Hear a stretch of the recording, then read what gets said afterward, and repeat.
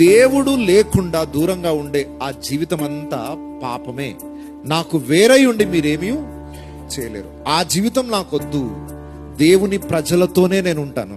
కష్టమైనా పర్వాలేదు, శ్రమైనా పర్వాలేదు, దరిద్రత అయినా పర్వాలేదు, కానీ దేవుని బిడల సహవాసం ఉండడమే క్షేమం.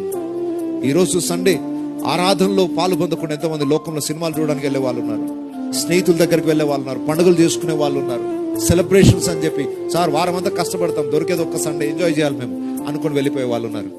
నిజంగా భక్తి కలిగిన వాడు, సార్ నాకు ఏ ఎంజాయ్మెంట్ అక్కర్లేదు, ఈరోజు దేవుని ప్రజలందరూ కలుసుకునే ఒక స్థలం. ఈ లోకంలో పాపభోగాన్ని అనుభవించడం కంటే దేవుని సన్నిధికి వెళ్ళి దేవుని బిడ్డలతో కలిసి ఆరాధించడం ఎంత గొప్ప భాగ్యం. Right choice. మీ ముందు రెండు ఉన్నాయి. స్పెషల్లీ యవనస్తులకు చెప్తున్నారు.